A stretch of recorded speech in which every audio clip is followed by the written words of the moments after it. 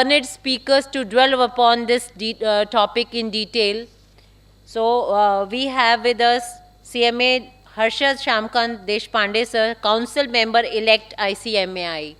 So may I request Harshad sir to please welcome all the panelists of this session. First of all, may I request Harshad sir to please welcome CMA Dr. S.K. Gupta, Managing Director, ICMAI, Registered Valuer Organization of the Institute. Welcome, sir. Thank you, sir, for joining this session.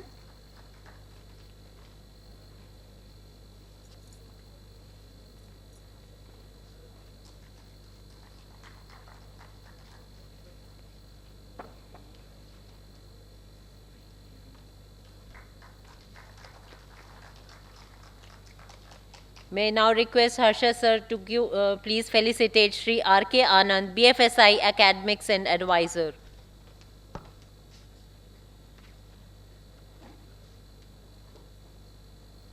Thank you, sir, for your gracious presence with us for this technical session.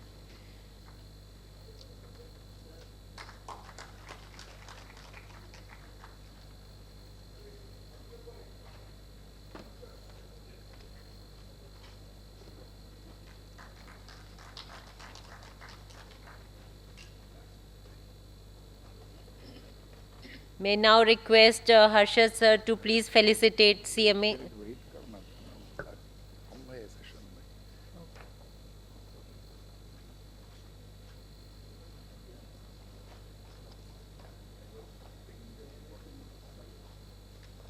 Yeah, I think Dr. Murli could not make it to join. So we have with us Chairman of GS 2023 CMA H. Padmanabhan sir to please join us felicitating the speakers for this session.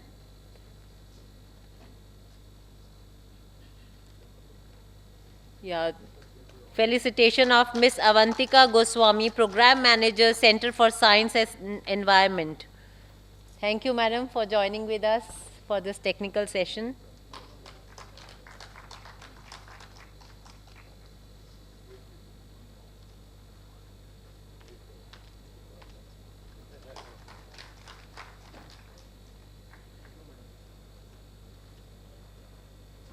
Sir, may I now request Harshad sir and Padmanabhan sir to please felicitate CMA Dr. Gopal Krishna Raju sir. GKR Bhai of Padmanabhan sir. Papan sir. Yeah. So, member co-opted, International Affairs Committee, ICMAI.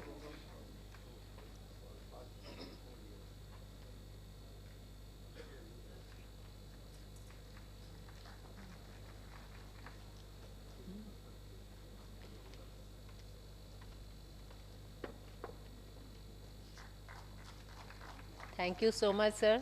So we had a lot of webinars with you. Now we are privileged to have you in person for this technical session. Thank you, sir. Now may I request CMA Harshad Deshpande, sir, Council Member elect, to please deliver his welcome address.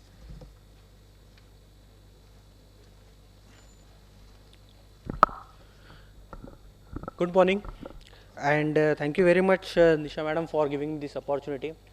So I'm really happy that I'm with this panel today, which will be discussing about this green finance. So I believe that we as a CMA, of course, everybody talks about the auditing or verification of the financial numbers, but this is something non-financial thing. So I think we as a professionals have upper edge, and this is a growing area, and really I'm glad to welcome the today's esteemed speakers, Sri S.K. Gupta sir, R.K. Anand sir, our GKR bhai. He is one of the most popular personalities, and he's keeping, and we keep learning from him every time we are there on the web end and otherwise also. And Avantika madam, so I warmly welcome you, all of you, for these sessions. And we are so eager to hear you. So without taking much of your time, I request Nisha Madam to kindly take it over. Thank you very much, everybody. Thank you so much, sir. With this, now we begin for our technical discussions. May I request CMA Dr. S.K. Gupta ji? Yeah. Now we are going to begin with our technical discussions. May I request CMA Dr. S.K. Gupta, Managing Director, ICMA RBO, to please. Sir is going to show the presentation.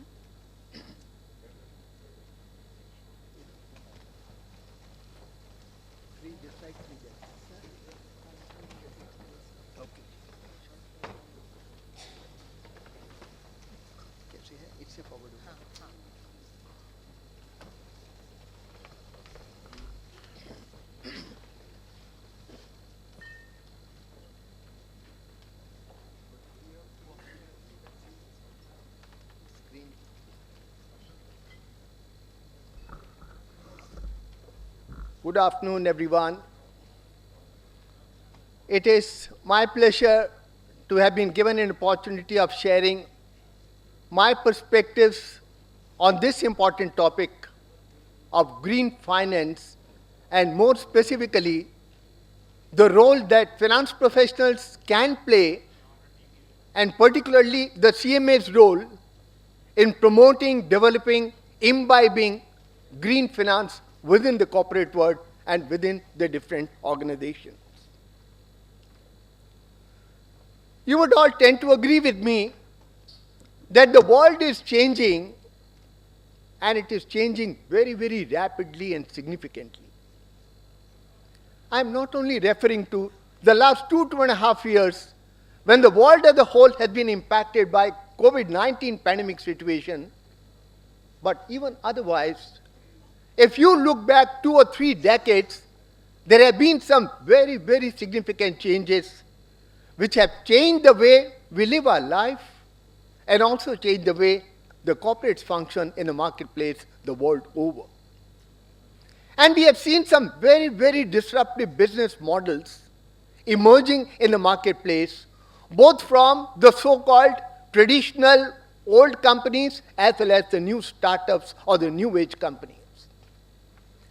When you look at the corporate performance of many of the companies today, you find that many companies have profitless turnover. They have a good enough top line, but end of the day, there's no profit. Many of the companies have cashless profit. They have a profit, but there's no cash, there's no liquidity. But when you look at the valuation of these companies, wow, soaring very, very high. The point, therefore, is the performance measures for the corporates have undergone a sea change.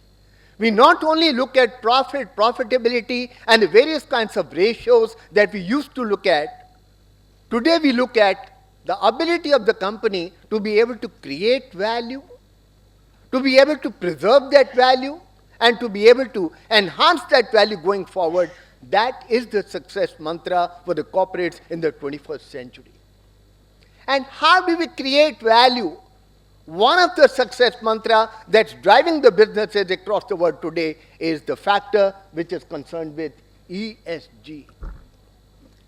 ESG, believe me, is much more than a mere recently developed buzzword.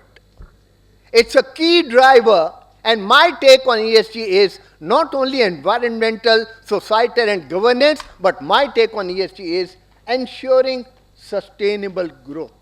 Each word starting with ESG. Ensuring sustainable growth is the key for every corporate and every business in today's world.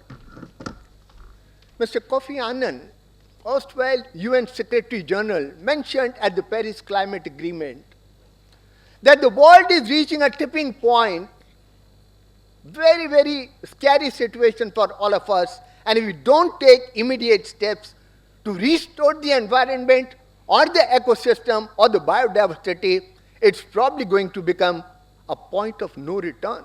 You just can't come back from there. That is the situation which he painted number of years before, but this is true. It has become truth today when we are looking at the scary situation. We have talked about these numbers since yesterday. If we are looking at mitigating environmental risk and the climate risk and got to protect the biodiversity and the environment, huge investments are required. And who is going to take care of that? We professionals.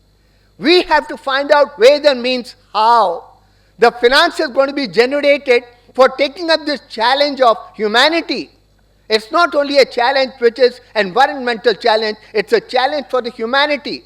The very survival of the humanity is dependent upon how effectively our generation is going to deal with the challenge of environment, societal, and the governance aspects.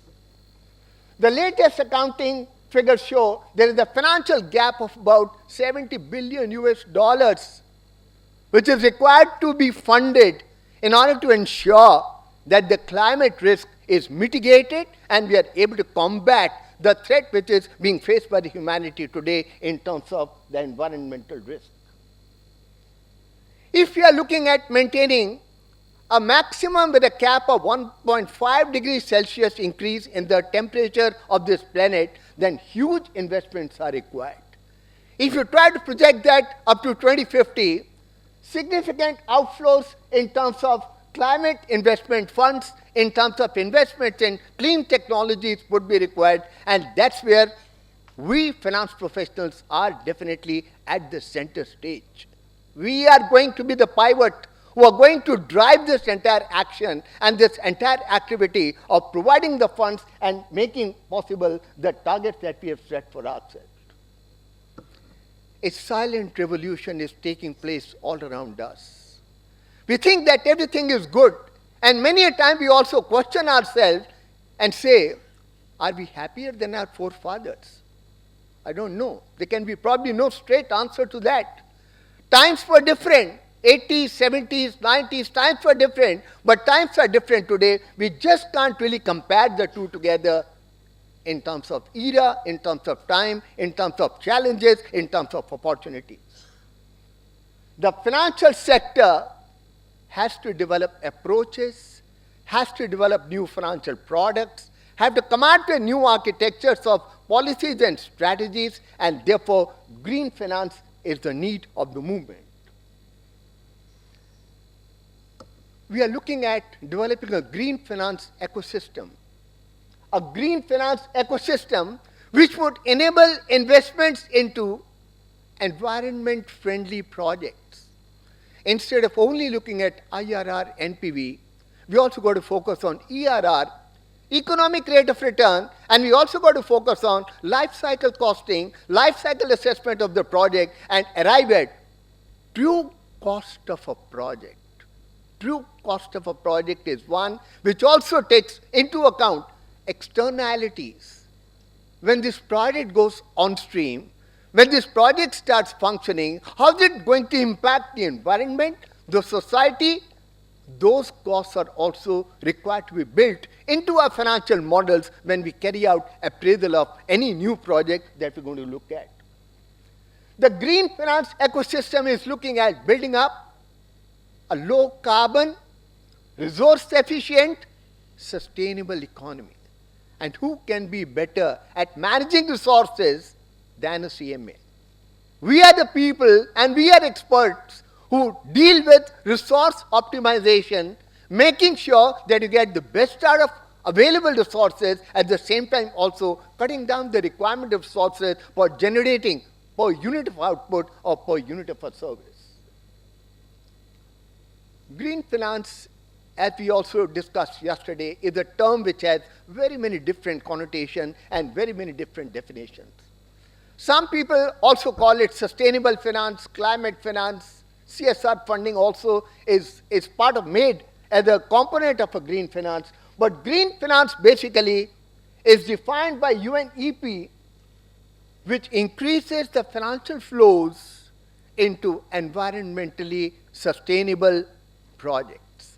The flows can generate from banking sector, large banks, microfinance banks. It can also be generated from insurance as well as investments made by DFIs, direct developmental finance institutions as well as the individuals.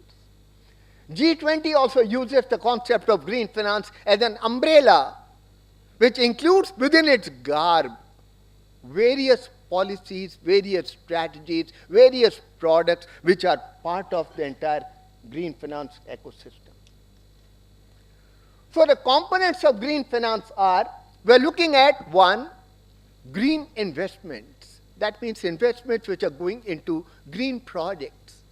Green projects are those projects which lead to low carbon, resilient economy, and they help you build a biodiversity or an ecosystem which creates resources, which creates output, but at the same time does not destroy the environment or the biodiversity. We are looking at developing financing policies. We are looking at developing green policies.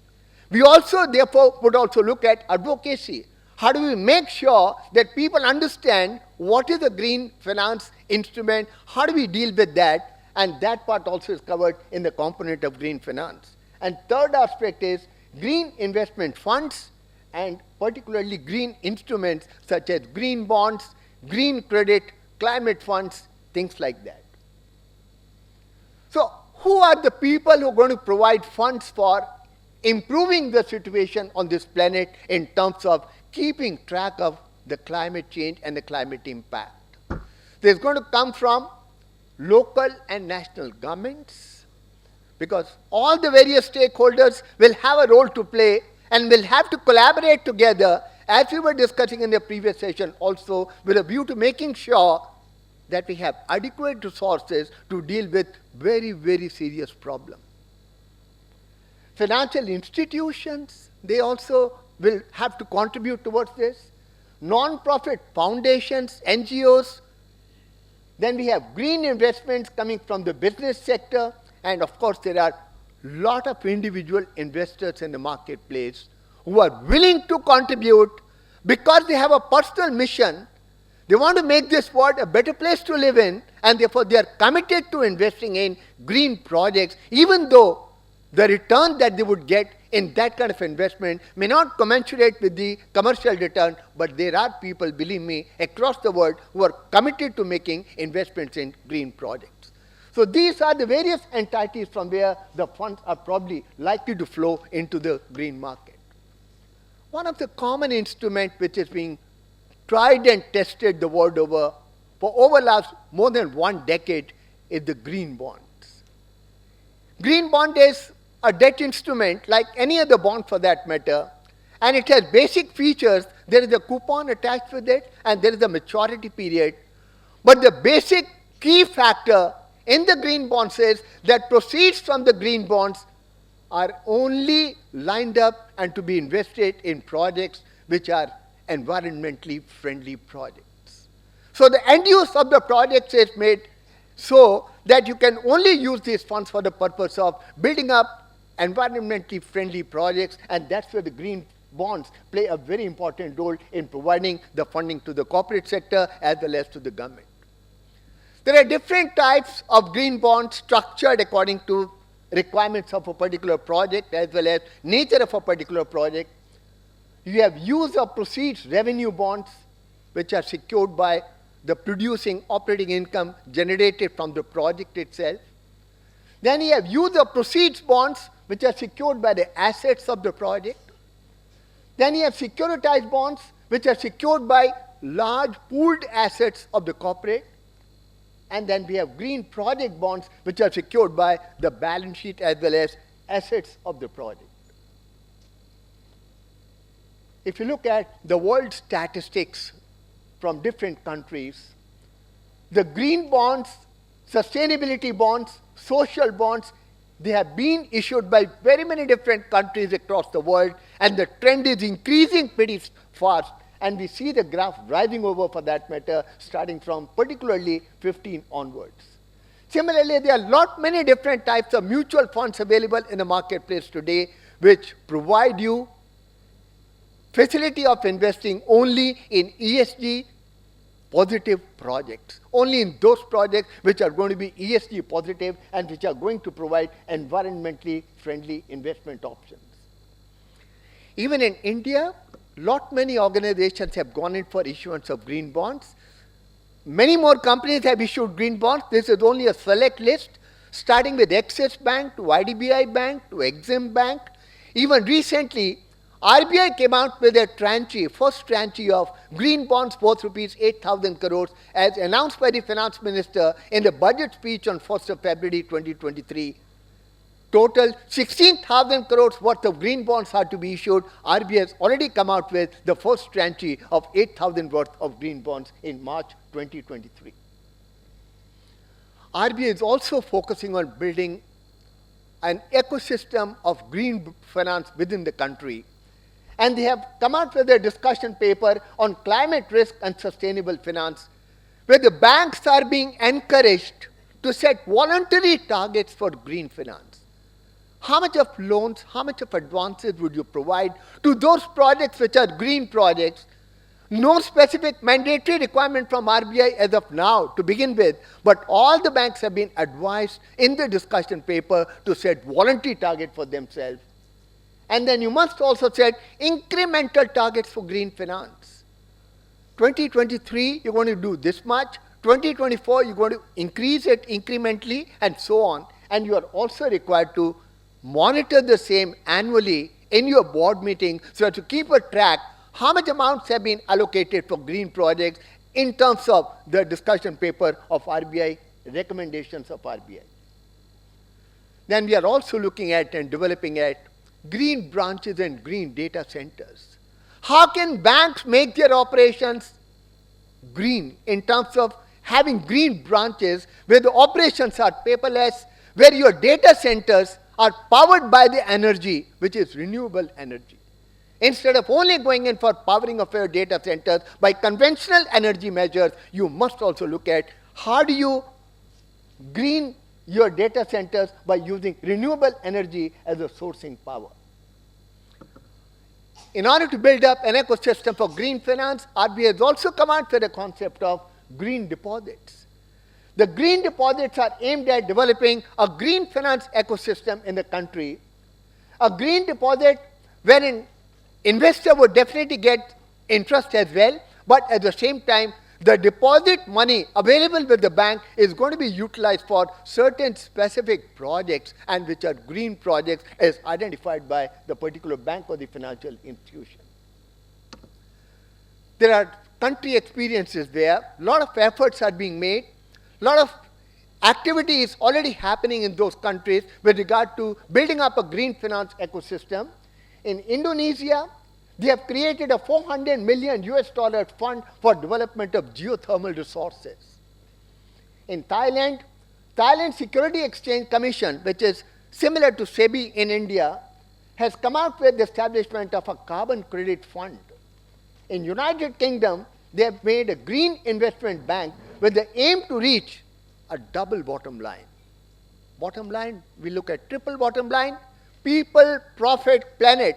Double bottom line, where you look at profit in a commercial sense. At the same time, you also look at what is the green impact that your organization is making on this particular planet.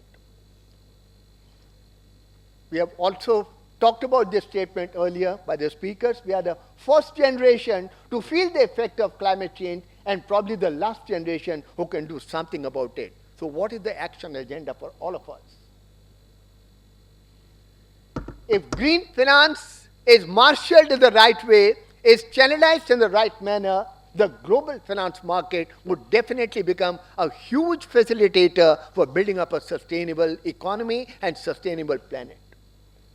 The challenge is to make the green mainstream. ESG has to become part of the DNA of each one of us as finance professionals. Any decision that we take at the board level, at the operating level, we must always imbibe in our thinking, is it green enough? How is it going to impact the environment, the society, and the governance parameters? As finance professionals, we've got to ensure that we are able to channelize adequate level of green funds into the system, as well as timing of channelization of these funds is also going to be very, very critical at the right time. The financial system needs to serve as the nervous system of the global economy rather than treating yourself and ourselves as masters. End of the day, my final call here is finance professionals need to think green. Instead of only focusing on financial capital, we got to look at 4 or 5 other different types of capital mentioned as part of the integrated reporting framework. We've got to look at social capital, human capital, environmental capital, intellectual capital, manufactured capital. Once we integrate our thinking in order to provide return to all the various stakeholders, not only the stakeholders who have provided financial capital, that's where the finance professionals have a huge role to play. Thank you so much. I'm sure rest of the dimensions of green finance would be dealt with by my co-speakers, the learned co-speakers. Thank you so much.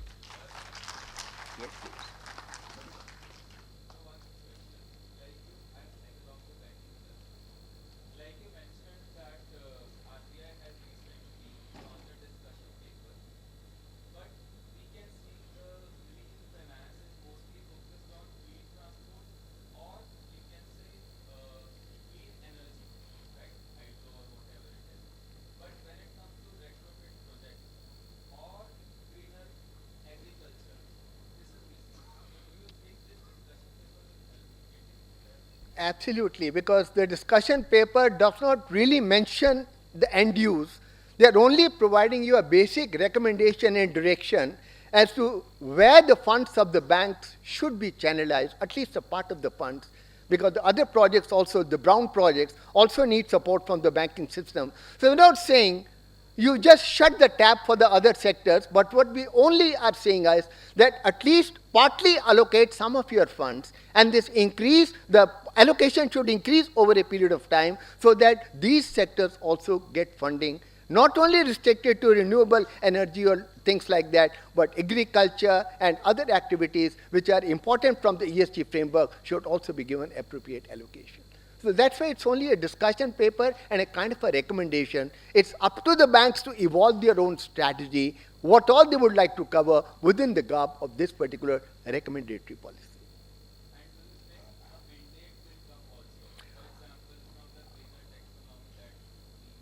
Absolutely. European Union is already working on green taxonomy, as you rightly pointed out.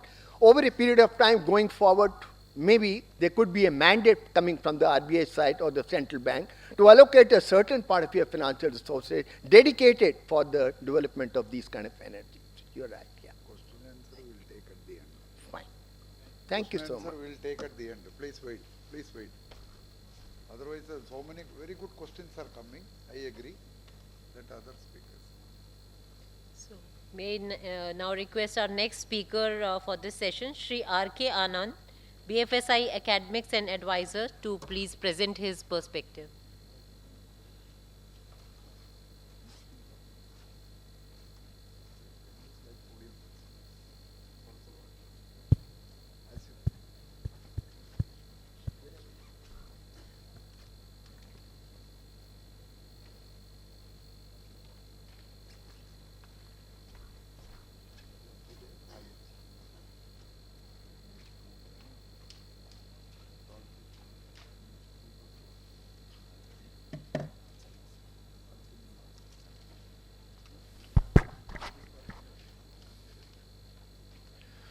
Good afternoon, friends. I hope I am audible to all of you. Fine. Only the side is changed. The subject is not changed. Only directional this is changed, but the topic will remain the same. And I feel very happy here on having an invite to be under the umbrella of ICMAI. I'm thankful to my associate, normally Dr. S. Gupta, who has associated me with this, and see a lot to happen through this conference, not as a well-wisher, but as an experienced person who has seen these conferences happening on the banking and finance in many parts of the country and abroad, and many action points emerge out of these conferences, which policymakers and regulators have to have on their agenda. Otherwise, the routine things keep going. As my friend from the banking was asking for the very first discussion paper. So here I am very much hopeful and looking forward that ICMAI, if rakes up the points to the policy makers, I think they will be heard. And I'll try to be humbly making some attempt in this direction. My job is easy, that I need not talk of climate risk, climate change, the impact thereof, and the green investment, green funds, etc. Do I get a pointer to navigate this? Just to move the slides. I think that is that side.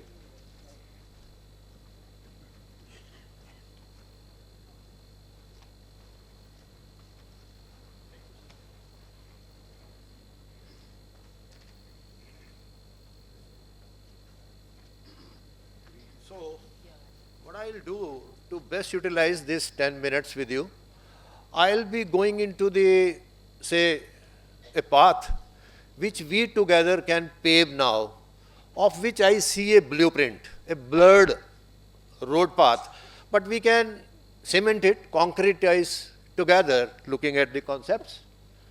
So many W's are there: why, when, how, challenges, progress, and impacts of this ESG-led sustainable banking. What I wish is that I adopt, and I am working under a model which is looking at integration. Nothing new. I am not going to reinvent the wheel. I am looking at integrating the inputs of climate risk, data and information with the existing financial network and build a new integration which addresses the business, a climate risk along with the other risks. So here we go, that these things will always remain our mind, that UN set long back the sustainable development goals. 5 P's have been asked to us while doing any financing. We care for people, planet, prosperity, peace and partnership. And of course, we have not proved ourselves to be successful in caring for these 5 P. The issue is here now, very red and bright. Going forward, lot of regulations my previous speakers have brought. I've just put a mention of that, that now the regulations are also in place. With experience of more than 3 decades in the financing and investment field, I share an experience with you that the players on the market, they normally keep waiting for the regulations. Many rare organizations have the proactive role of setting their own best practices to be the proactive leaders. Most of them are laggards. They keep waiting regulation. So now one discussion paper of RBI coming and everybody feeling joyous. Now who was stopping them before them? They were free. Boards were free to think. Boards were paid to think of this. What I need now, a recommendation from ICMAI to Government of India, to RBI, to IBI, to SEBI, that we need a CMA in the board. Now this word may get boiled down to a normal CMA word, often we use, but I mean cost and management accountant. The matter of climate risk is costing. What is costing the financial world? I ask a bank, I go to the board, sir, if I see your balance sheet, the environment around might have impacted many items of your assets by the now. Do you know? So far, that step of saying yes is not there. Now here is a situation for the ICMAI that ICMI is a doctor. And in the field of medicine, there are many patients, including me, those who have not got exposed to and went for a health check. The blood pressure, diabetes keep running in the body. And the person says, till yesterday he was fine and today he is gone. Then the doctor says, had you got him checked earlier? No. Might be there is already a very big trouble in the institution and that may get burst. And a very fine experience of mine with a very senior banker in the life, asking him, sir, what's the life of a financial institution? He said, just 1 second. It may fall down in a second on loss of a trust. So I saw Silicon Valley Bank, which is a clear case for us to say yes. No theories, nothing. Not acting upon the prudent ALM and falling down in a stroke in a day. Now, many regulations, I won't be repeating this. My earlier friends have done this job, easy for me. Now the question is, whom do I question? How do I question? The issue is data. Climate risk associated data. A bank's board, if a very large financial institution in the country, even the bank number 1 or 2 of us, now we are globally 4th largest bank also having India with HDFC and HDFC Limited merging. We are number 4 by the market capitalization of that bank. So we too big now to fail.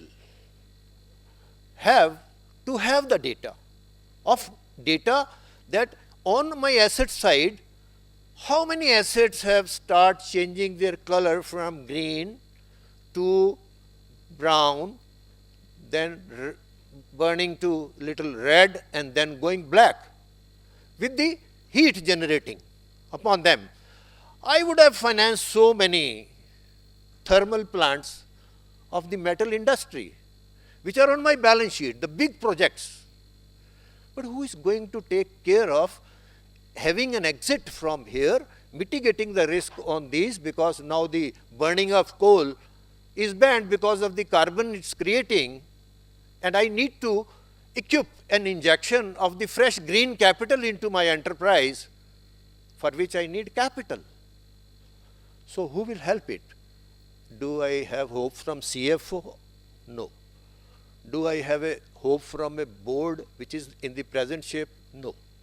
This is my 33-year experience basis. I feel now a need of injecting the cost and management accountant there at a level of the board. 1. I need a CSO, chief. This is a C-suite culture around the world. Chief Sustainability Officer, who is vetting the credit policy when it gets revised, who is conducting an audit of the organization on sustainability basis.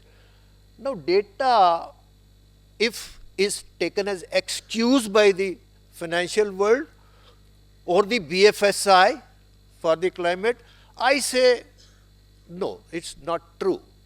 Now I belong to the generation when we started ALM in the banks. We started risk management in India, in the banks, by soiling our hands with 10 to 20%, maximum 30% data available for the risk management, and rest 70% we have to envision and extrapolate. And then working a model, keeping on revising it constantly with the data availability. Do I need to have a time to sleep more or wait for more? No chance. Because this aging under the climate risk of the assets financed or the liability which is a resource on the balance sheet brought from somewhere is okay up to now, but the next resources to me will be available if I convince the depositor or the investor that I am green. So time is very ripe. Can we do this? Yes, we can do it. data is getting challenged in the climate risk world in this subject because data is not reliable. Organizations are bringing certificates, making disclosures, making statements which later prove that they are not true. So, do I need to inject blockchain technology into that so that block by block data is built and later on one can't go back to revise the base data? Can I bring my human intelligence into artificial intelligence and make use of this in bringing a big database of a bank, a climate risk vetted data? Yes, I can do. Solutions. We need the research and development for conversion of physical data of the climate change into financial data. The loss of by flood, fire, earthquakes, other tornadoes is very well now can be quantified and it can be converted into financial data. Now events are already there. Data mining is required. So data is an excuse. We need to work on that. Now this I want touch this TCFD gives you, many organizations give you that what type of the physical risks are there, how they can touch the financial sector, devolving financial risk on them, and all is not read. The financial risks bring many new opportunities also. The green business is opening on the finance shops. The green deposits, green investments, green lending is a new business. The green manufacturing is a new business. So while I am doing investment banking, fundraising, the investor first board asked me, sir, the client you have brought, do you have some vitamin G, means element G, into their project, green. So this is a framework which is now very much established and one can go through. Transitional risk, after the physical risks are there. And I have already said we need now two type of capitals in the financial world.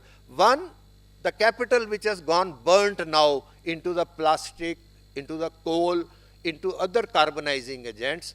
And now the transitory capital required to convert this machine and equipment to the greener area.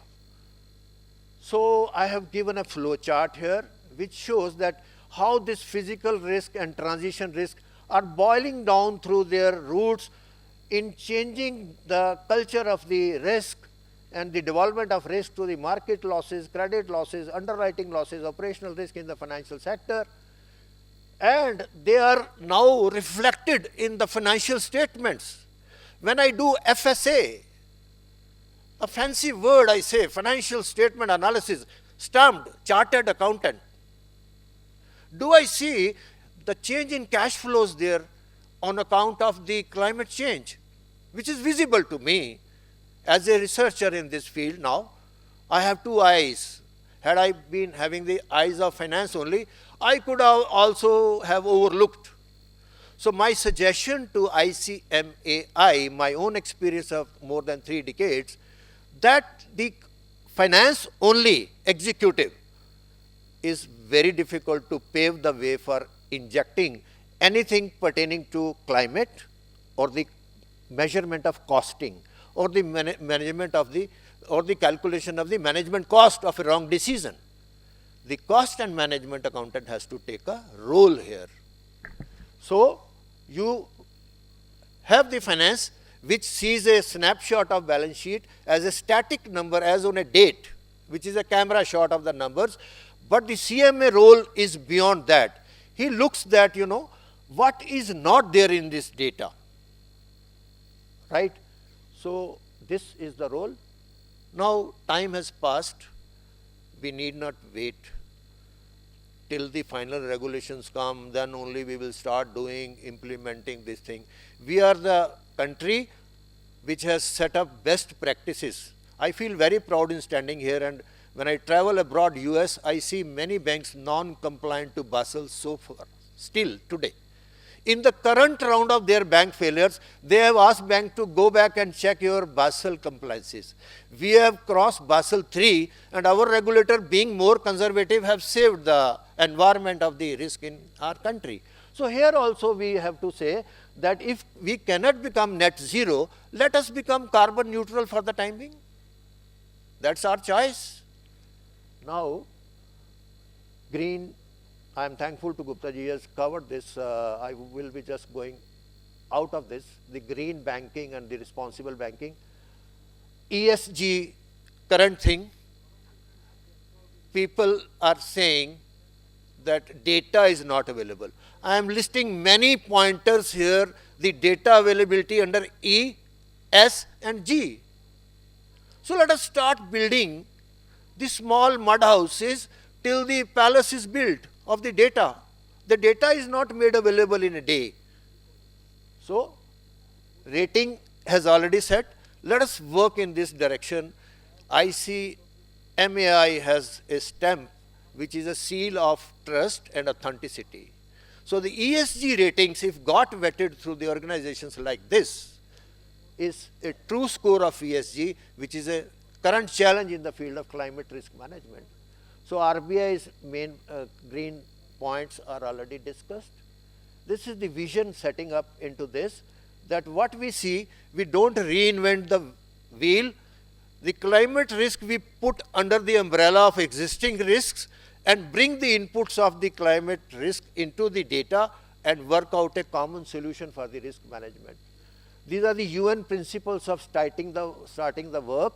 Align yourself, impact, and the targets are set. Clients and customers be sensitized, stakeholders be taken into consideration, governance in this standard, transparency and accountability will standard versions. I just don't read this, but the same thing is being practiced by many organizations which are credible. Here in this research we are into, and I am working on this for the past 3 years, and I am thankful to a council in the US, which Gupta ji also, we, along with me, we support that, the Climate Risk and Finance Council in US, for which we have done the work, and now I have gone into the academics and the advisory on this. We are building up a situation where it is operationally being told to the financial institutions that it's possible to bring in the nodes of climate risk into the main risk data, and a common strategy of the risk management can be evolved, which is comprehensive, covering climate risk also. So the climate risk awareness, as it increases, we'll go on changing the scenarios, we'll go on changing the simulations, we'll go on adding the weights, but let's begin. So these are the steps which are today possible in the banking and the finance and financial services and the insurance sector. We are not in a position to say it's not possible. It's very much possible to work, because this has fallen on our head. And how it's possible? I'll just end up with quoting Dubai and Delhi, because we believe into these examples. Dubai is able to bring down their temperature, climate temperature down, and that's a desert. Delhi, in contrast, is not able to bring down, rather it is increasing here. So it's a matter of will. The levers are already indicated here, and I'm practically working on that, and be happy to be associated with anyone who wants to take these leads forward. So these are the models we are building of integrating this ESG into the main line. And with this, I come to the last screen of thank you. And with this, I have one very strong and very humble request to the CMA, this body, which is our apex body of the country, that let this cost and management accounting seriously be got inducted into the organizations, through the institutions, through the government, by a statute. Otherwise, the CFO will not give way to CMA. This is my personal experience. So thank you. Thank you so much, sir. Thank you. Now, may I request our next speaker for the session, CMA Dr. Gopal Raju, sir. member co-opted, International Affairs Committee of the Institute, of the ICMI. Welcome, sir.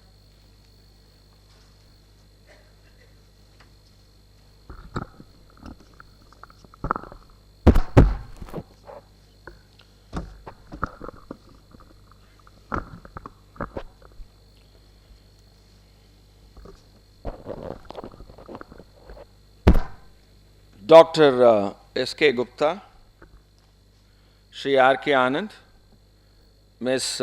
Avantika Goswami, and my good friend CMA Harshad Deshpande, who has been elected to the Central Council. My hearty congratulations, and all the members who have got elected to the Central Council, my hearty congratulations to each and every one of them. And the Karta of Global Summit, CMAH Padmanabhanji, and all the friends of the professional fraternity, senior members, ladies and gentlemen. A very warm good afternoon to one and all, and let me thank Institute for this wonderful opportunity. Green Finance, I must thank Dr. S.K. Gupta for giving his keynote address and making my job very easy. Already many of the points are well covered, but I want to share before you some interesting aspects. They have identified 6 points here. Why, when, how, challenges, progress, and the impact. Let me start with a very interesting, the Kural.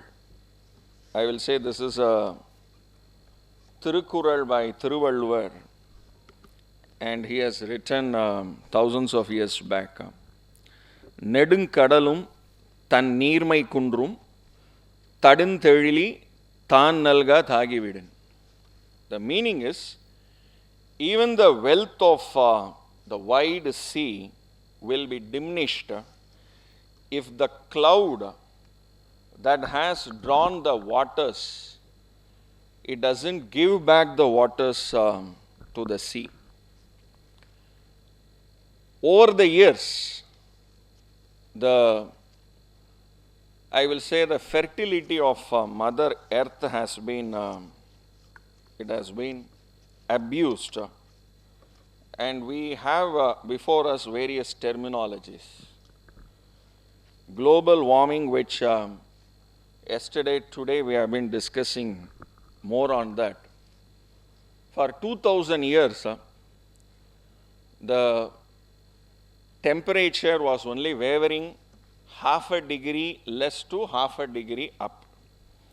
But in the past 200 years, the temperature has gone up by 1.5 degree.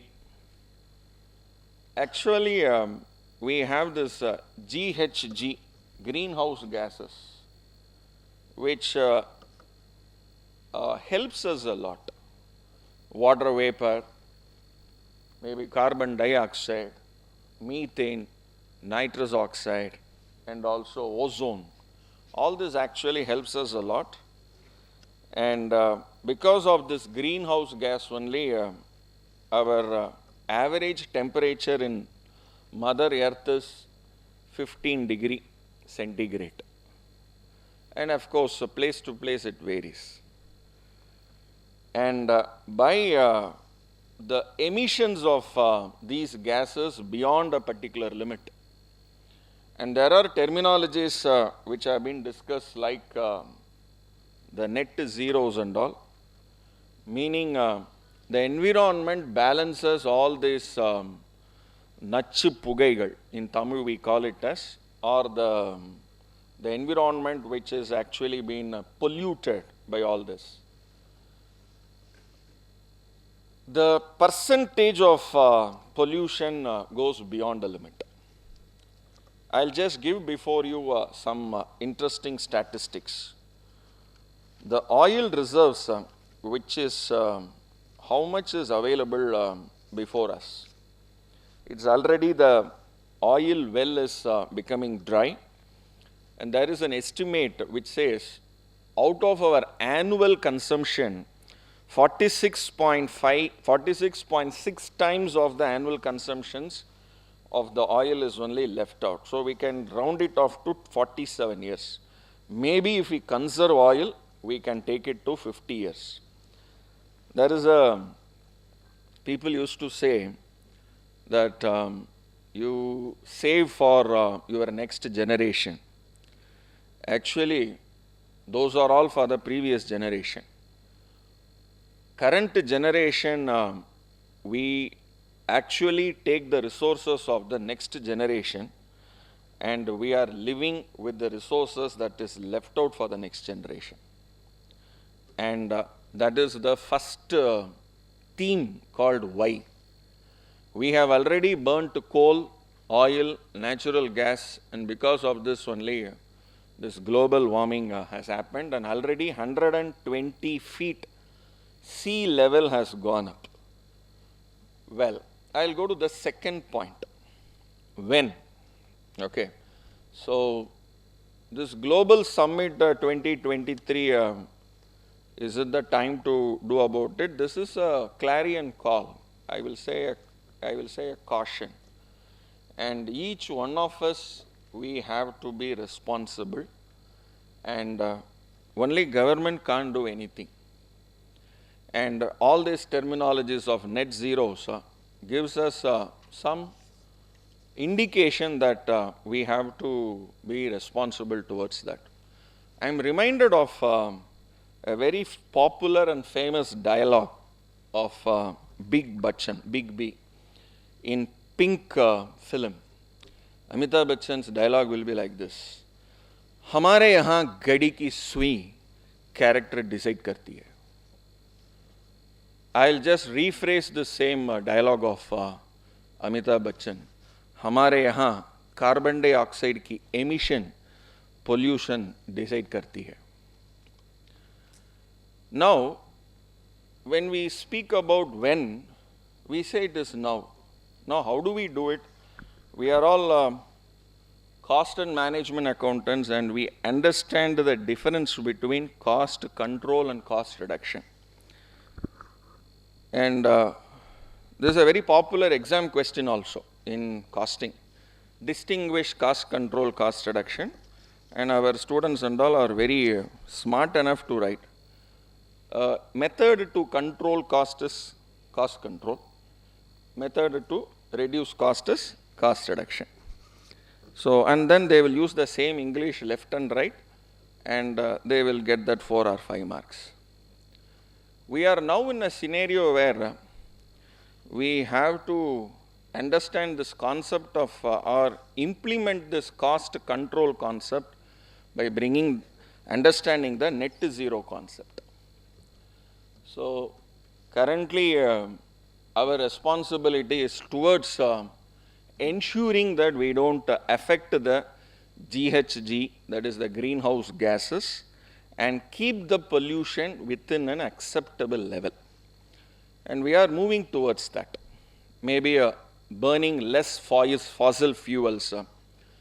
And whenever you book your air tickets online, the first thing that they will show is from which airport to which airport, what is the type of flight, flight number, and right hand side they will also show what is the carbon dioxide emission level of this particular aircraft. And every time when I fly, my wife used to say, you are burning fossil fuels. You are one of the person responsible for global warming. So then what to do? She will say, you cycle, go by walk. From Chennai, how will I come to Delhi by walk? Then eat less meat, grow more trees. Put the carbon dioxide back in the ground, because we have taken so much from Mother Earth. So these are all some of the, I'll say, few things which act as part of it. Now it's very easy to give sermons and advices, but for all of this we need money. So if you look at some of this, I am reminded of this slogan. People speak about ESG for the past 1.5 days. I will put it like this: environment is first, social is next, and governance is must. And please look at the CSR contribution, the share of top 10 companies, and also the share of companies reporting higher than the prescribed CSR expenditure, and where the sector-wise CSR also has been spent. So, in environmental sustainability, it is the lowest. And that is where today the realizations have come that we have to increase the percentage of environmental sustainability to the maximum. Recently, that is why the Securities and Exchange Board of India also has brought out a concept of social audit, and they make whenever we need to fight, we need an army. And today we need an army of, a green army is required. For green army, army means finance is also required, money is there, and that is our topic today. So that is where they are also inviting NPOs, the non-profit organizations, and somewhere there is a indication also that why only non-profit organizations should join the bandwagon. We will also join. When tsunami came, somewhere tsunami hit South India, some the coastal, and from Mumbai, one Bollywood star, he rose and he came there to the tsunami coastal and he said, I will help all of you. Then the entire world started, oh, what is this, an individual, a Bollywood star coming from Mumbai, and he is actually giving his helping hand, we will also give our helping hand. So, to actually join the bandwagon, it is not, non-profit is not required. So there is a very beautiful scene in Chak De. So they will all decide to actually go. So there will be a last lunch will be there. In that lunch there will be a fight scene. And Shah Rukh Khan will say, now mujhe ab niyat I am able to see the people's or the teams focused towards a particular point. So, mujhe ab niyat ki, I am able to see that. So, that is most important here. So, and that Bollywood star is none other than Vivek Oberoi. The third aspect is how. How can we do this? I'll just share with you some very interesting numbers. There is a university called Yale University. They did a statistical analysis. Forest occupy 30% of our land. And how much of trees are there in the entire world? 3 trillion trees are there. And you divide by the population, it is 422 trees per person. Oops. I'll come to India. We have a 142 crore population, 35 billion trees. You divide the arithmetic, you do the mathematics, it is 26 trees only per person in India. And rainforest, Amazon rainforest, they contribute only 20% of the oxygen in the world. And they say the remainder 50 to 85% of the oxygen is in the world is from the marine plants. It's a surprise for me. And remainder 2% is only from the other sources. So, the message here is that we need to protect the environment. Now, what are all the challenges before us? Climate change, poverty, unemployment, political instability. We can go on list all this. but climate change is the point we are taking here. And to bring this to the attention of the corporates, to bring this to the attention of the users, we need to have some disclosure requirements. And that is why CDP, Carbon Disclosure Projects, TCFD, Task Force on Climate Related Financial Disclosures, voluntary disclosure that I have damaged the environment to this extent. But whether this is 100% authenticated data or not, many of the Indian corporates, they volunteer and share data about that I have contributed, plus I am not carbon neutral, but we are actually green positive. So to that extent, the disclosures are there. But in the days coming forward, the need for authenticity, audit, verification of these data will come. To bring a start to this, the concept of climate finance and Reserve Bank of India, now and again, they are coming out with certain models, certain directions that money is very important, especially when you need to bring all this change. And that is why one such step that has been practically taken is we will give low cost fund to banks who will in turn do the onward lending to the companies who are in renewable energy space. I'll just share with you one, people they say ice water challenge. There are so many challenges you will see in social media. Let me throw before you one very interesting challenge, 24-hour challenge. This 24 hours, we should not use electricity. We should live only with nature. No soap, no toothpaste. Nothing which has been used by any machines manufactured, we must use it. Maybe to the extent possible, we have to recycle and reuse what is that is available. And that 24 hours will actually teach us practically that how important it is to conserve Mother Nature, and how important it is that it will actually also conserve our personal finances also.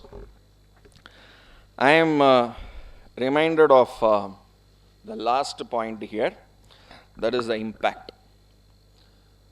Recently, the SEBI, the ICDR regulation, where they have brought a new concept called ZC, ZP bonds, the zero coupon, zero principal bond, meaning it is against my principle to pay interest, and I don't have interest to repay the principal also. So then your money will be returned back in the form of duaएं, only blessings only you will get, not beyond that.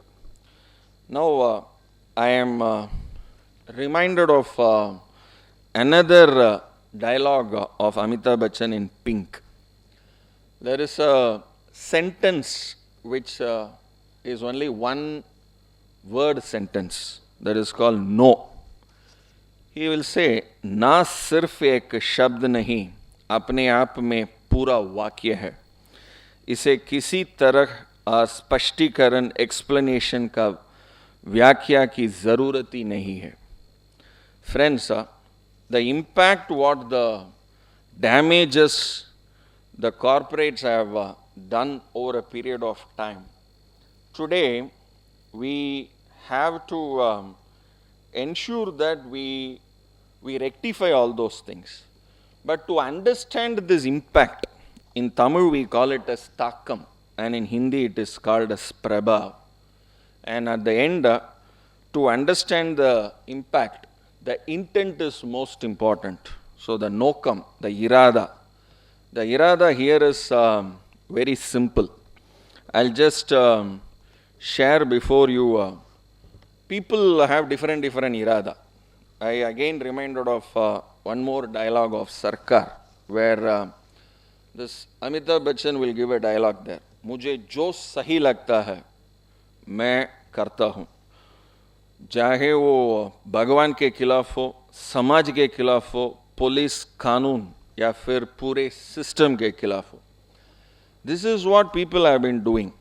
And at the end, मुझे investor के खिलाफ नहीं जाना, so I will only give back my profits to investor.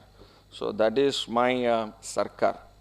But remember guys, there is a story I just want to share with you and I'll close with that. This is a dialogue between son and dad. And the son said, Dad, I have a doubt. Okay, ask your doubt. Dad, in Treta Yuga, Bhagavan Sri Ram listened to his father. Okay, so therefore he became God. Then in Satya Yuga, the boy Prahalada didn't listen to his father. Then he became God. Okay. Now you tell me, Dad, should I have to listen to you or not? Okay. Then the dad said, okay, good question. My son, I'll tell you, it's good for both of us. Because we are in Kali Yuga, it's good for both of us if we listen to your mother. Okay. And our mother is Mother Earth, Dharti Ma, Bhuma Devi. Listen to her. It is good for both present and the future. Thank you very much, friends. Thank you so much for your insightful presentation, sir. May I now request our next speaker, Ms. Avantika Goswami, Program Manager, Center for Science and Environment, to present her perspective.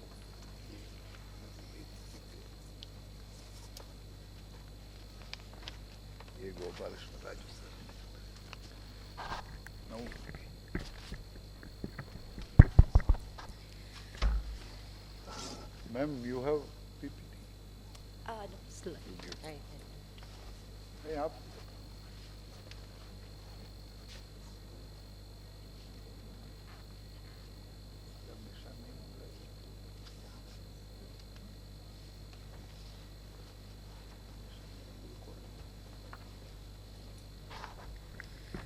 So, good afternoon, everyone. Hope I'm audible to everybody.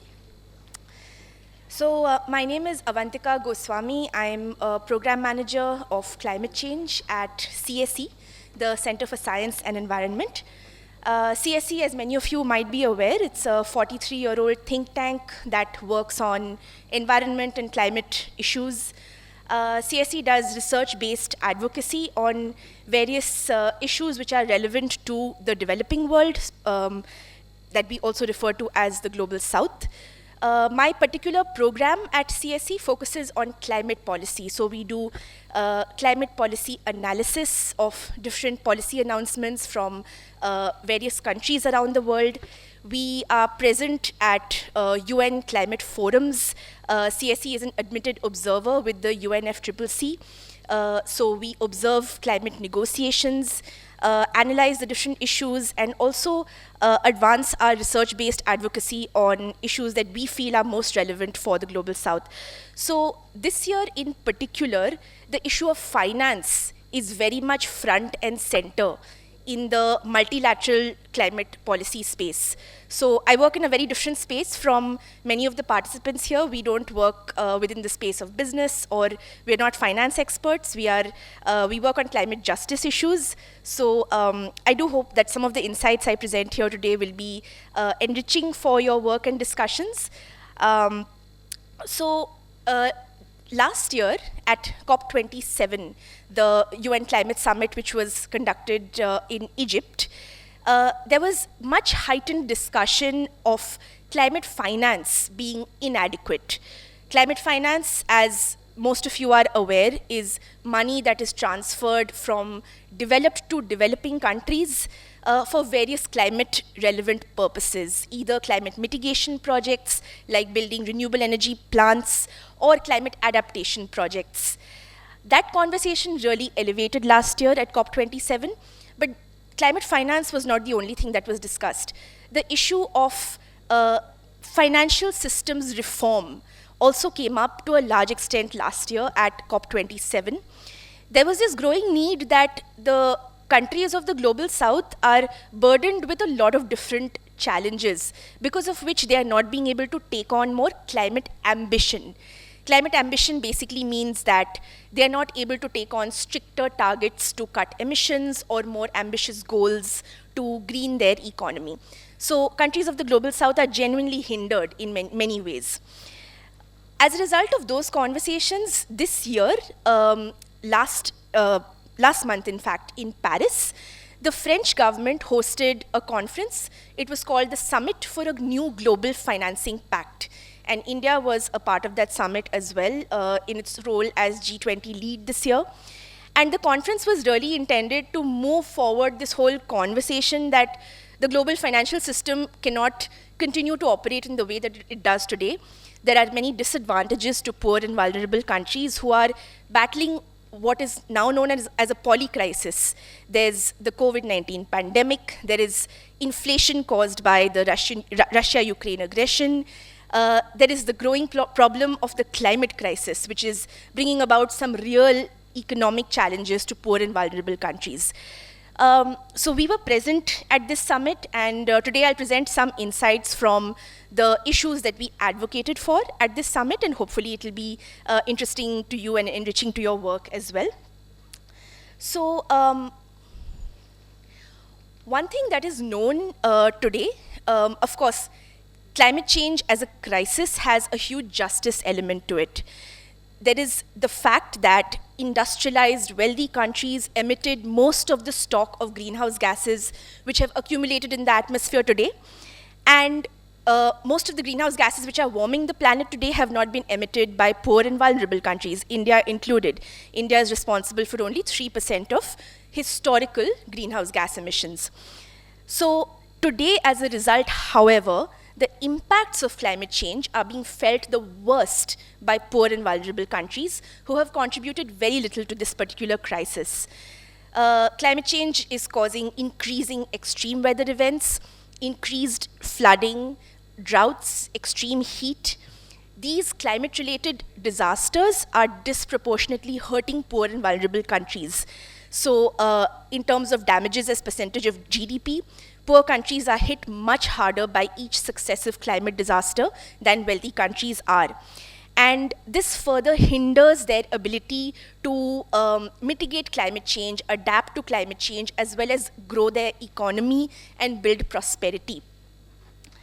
So this is a known at this point. This is something that we take as understood, it is obvious. Now, moving on to the question of how we should respond to this. The question of finance always comes up in discussions around climate justice.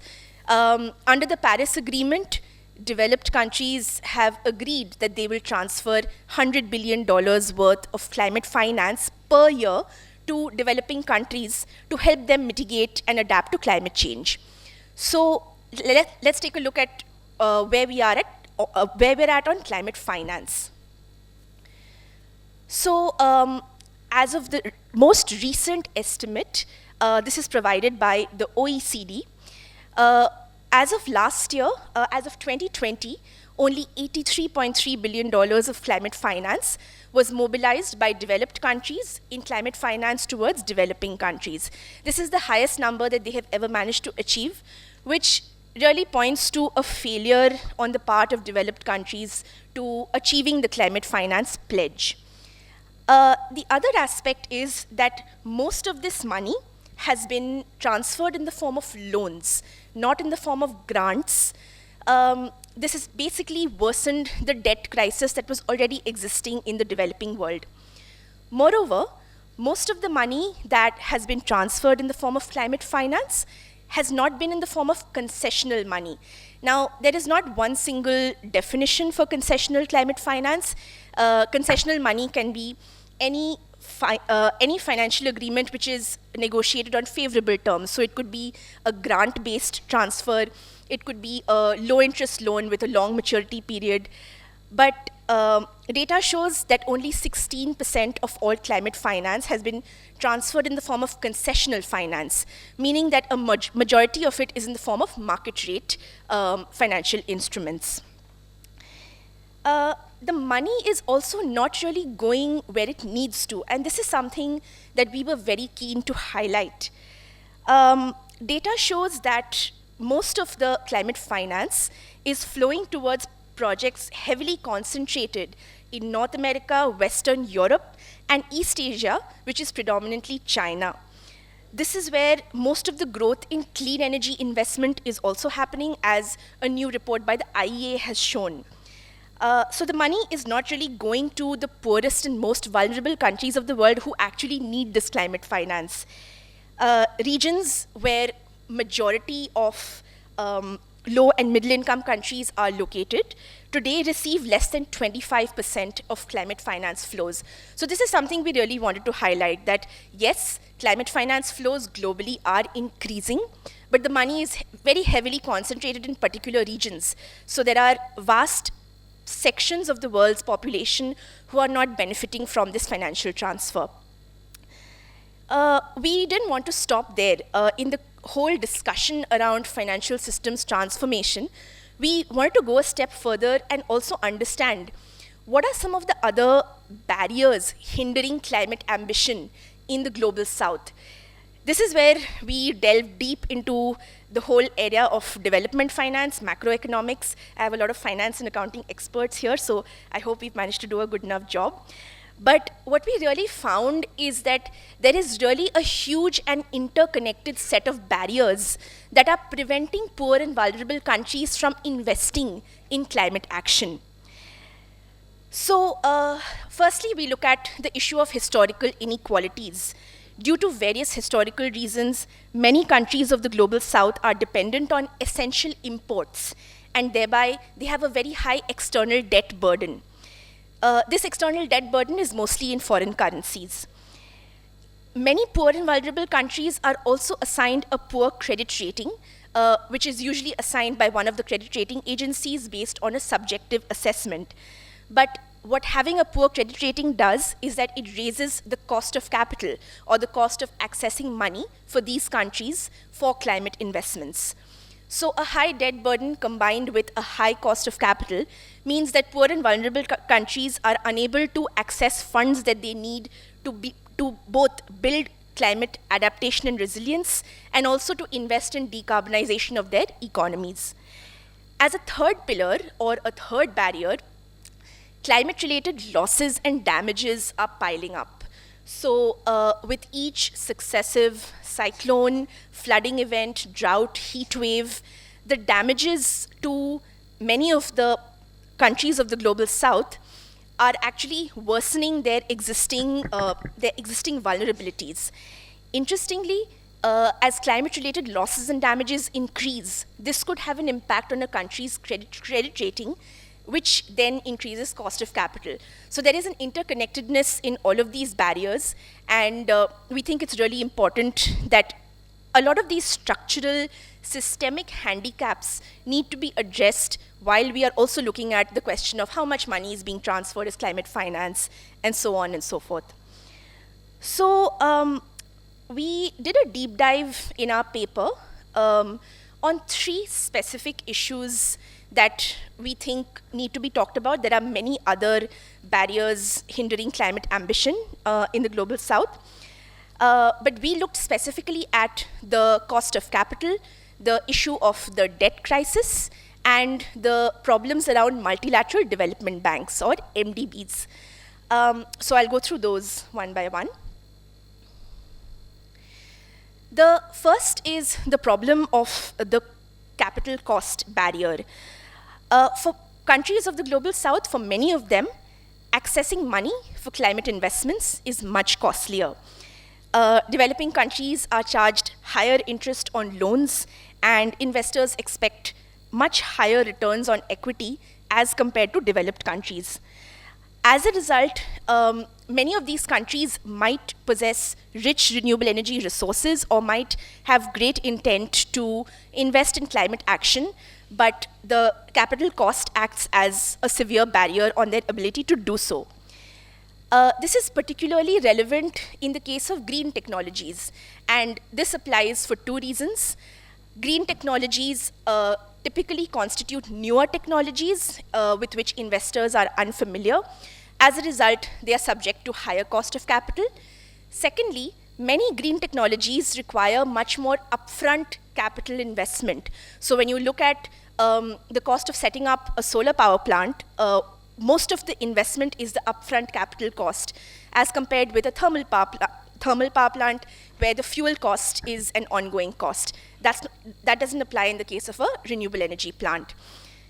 Because of these particular, very specific handicaps, green technologies are exposed to a higher cost of capital. And then when you add on the risk, that is the perceived risk that is added on because it's taking place in a developing country, it almost makes these investments unattractive in that particular country for investors. What this leads to is essentially what researchers and scholars have called a climate investment trap. So because cost of capital is so high, there is not enough investment in low carbon technologies.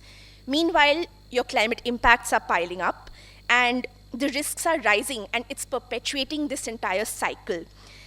The high risk perception produces high premiums, increasing the cost of capital for low carbon investments, thus delaying energy system transition and the reduction of carbon emissions. Additionally, unchecked climate change leads to further economic losses and increases the risks further. So the high cost of capital is a conversation that is being had at the moment. The IEA has been producing some great data on this. Oops. The IEA has been producing some great data on this, and our hope is that these issues will be advanced at COP28 at the end of this year. The second issue we wanted to highlight is the high external debt burden faced by many poor and developing countries. So currently, countries of the global south, luckily India is not a country in debt distress. We have a large economy, we have a certain capacity to take on external debt, and we are quite prudent in that sense. But there are many poor and vulnerable countries who have huge amount of foreign debt as a ratio of their government revenues. On average, in 2023, many low-income countries have been paying almost 16% of government revenues in the form of debt. Currently, in the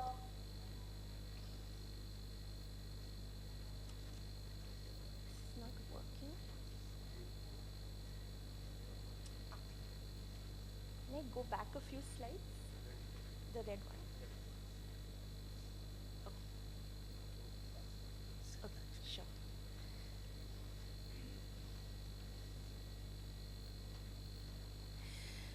So currently, in a categorization of developing countries called emerging markets and developing economies, or EMDEs, there is a total of $3.6 trillion of outstanding external debt.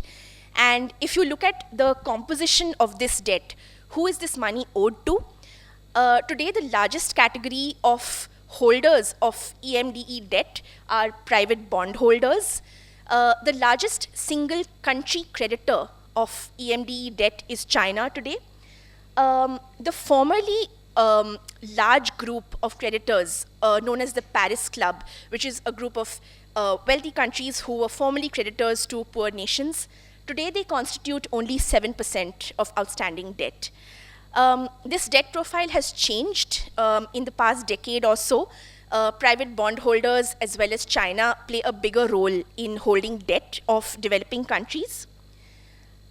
What we did at CSE, we wanted to do a comparison of how a country's debt payments or the debt that they owe in a particular year compares with the cost of achieving their climate goal or their climate pledge to the Paris Agreement.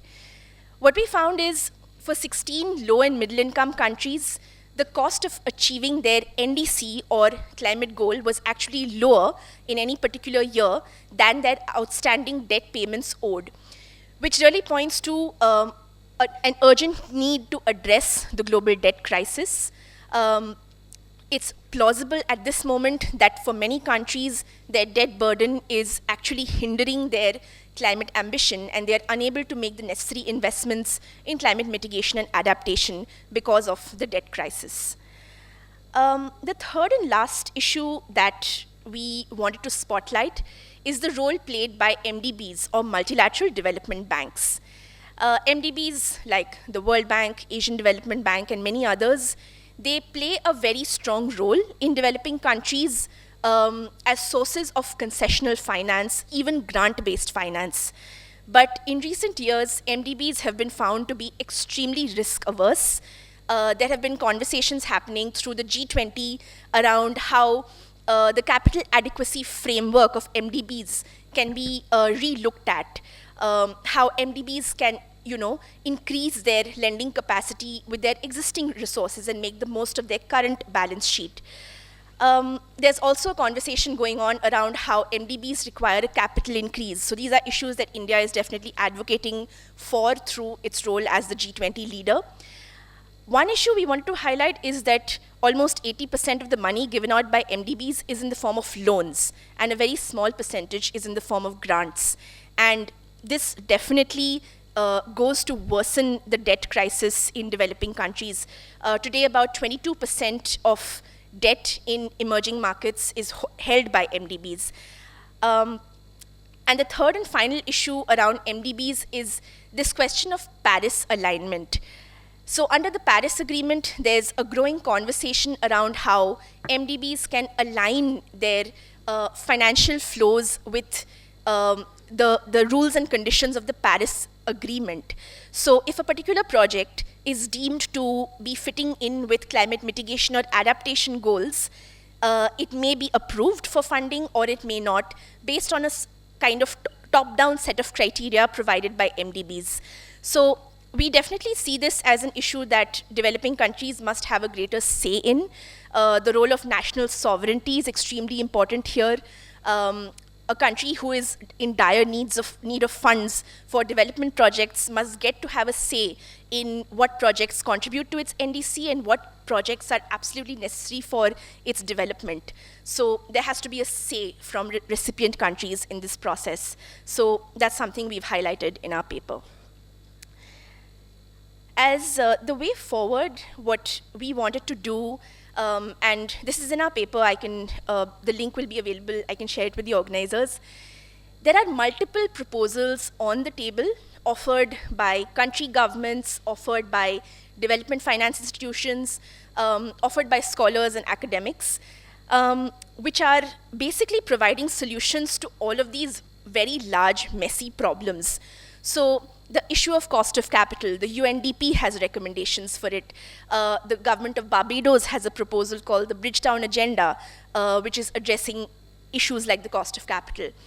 The current debt crisis, multiple entities have proposals for how we can come up with a coordinated, comprehensive solution to the global debt crisis. So in our paper, we've collated many of the proposals which are on the table, and the intention really is to show that the answers are out there, but it's really a question of political will and adequate pressure from civil society, associations, academics, to kind of push for the most transformative solutions. Lastly, some of the goals that we hope will guide the discussions this year, and particularly these will be relevant for developing countries like India. We believe that concessional finance needs to be in discussion. There needs to be additional, more concessional finance, so existing sources of finance cannot be repackaged by developed countries for new purposes. So we need additional and concessional finance, so grant-based finance or low-interest loans, money on favorable terms, essentially. We also believe that middle-income countries, particularly like India, where a vast majority of the world's poor live, they need access to concessional finance as well as to debt relief efforts. So today there is a kind of a tendency to earmark most of these efforts for the poorest or the most vulnerable countries. But the fact is 62% of the world's poor live in middle income countries. So we need to take into account these countries when looking at many of these solutions. When we think about Paris alignment of financial flows, where we place a condition on whether or not a project can be funded depending on if it goes towards climate mitigation or adaptation, we think that the recipient country must have a say in the process. National sovereignty must be maintained. We definitely need a comprehensive solution to the global debt crisis. And more importantly, we need to stop the creation of new debt through loan-based climate finance instruments. Lastly, we definitely believe that there's a lot of dependence on having the private sector lead the entire climate investment effort. But governments need to play a bigger role. They need to be guiding and strategizing the entire process. And of course, creating conditions for private sector investment where necessary. But so far, trends have shown that simply waiting for the private sector to take the lead in climate investment hasn't shown adequate results. Private sector-led climate finance actually constitutes a very small percentage of current climate finance. So we definitely need a more strategic shaping role to be played by governments as well as multilateral institutions. So with that, I'll conclude. This definitely needs to be the year where we need to recognize that many poor and vulnerable countries of the world, they want to take on more climate ambition, but they simply cannot afford it. So for this, there is need for a reform of the global financial system. It's going to be a long and complex process, but these conversations have started, and we really hope that some progress is made this year and in the coming years. So thank you.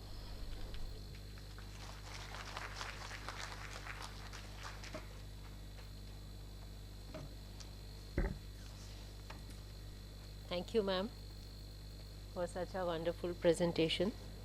May now request our council member, CMA Chitranjan Chattopadhyay sir, to please sum up this session.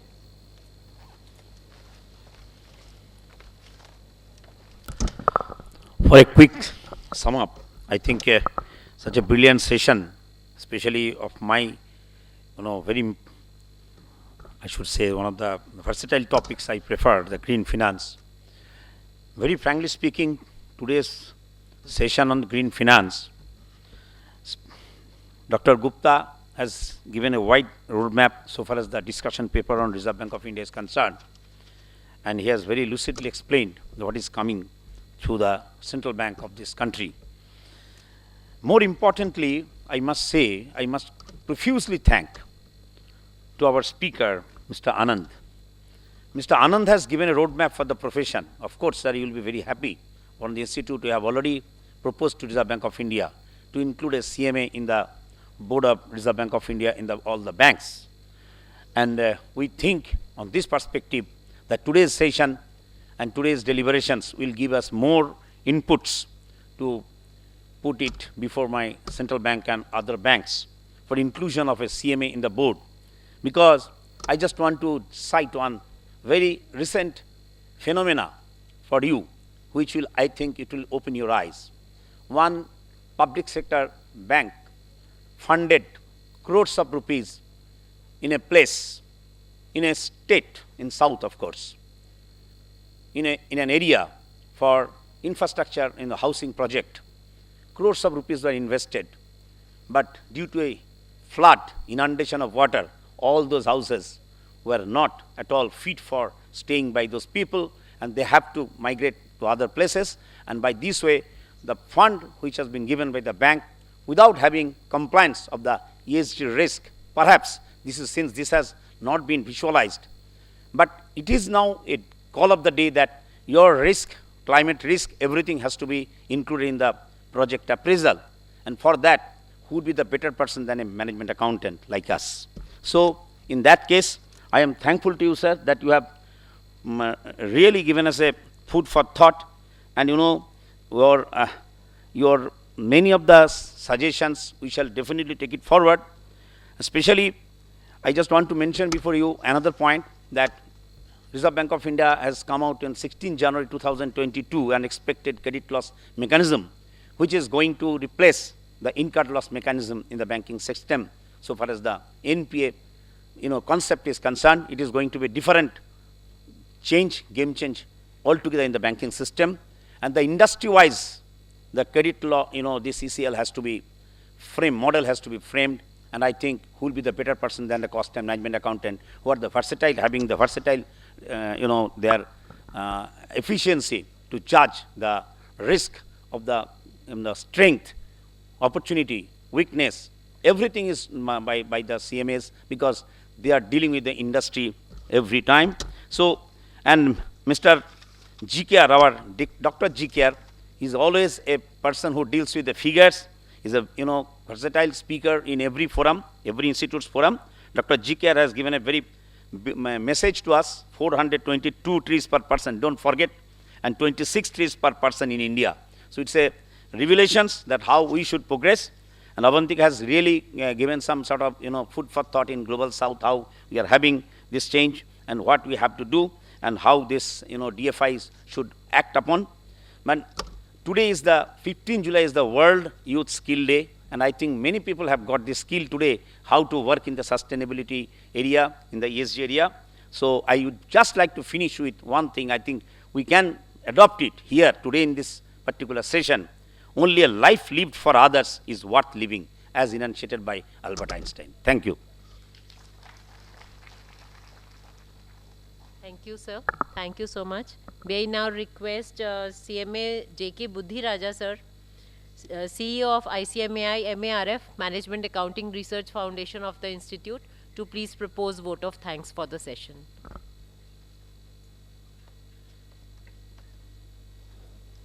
Thank you, madam.